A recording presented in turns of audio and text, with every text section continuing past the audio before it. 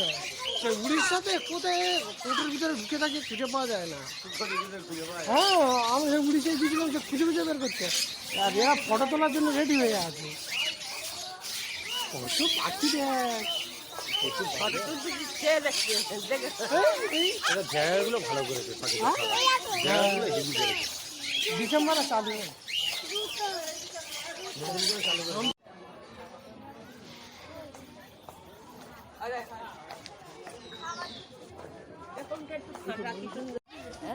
ও লক্ষ্য রাখো একটু।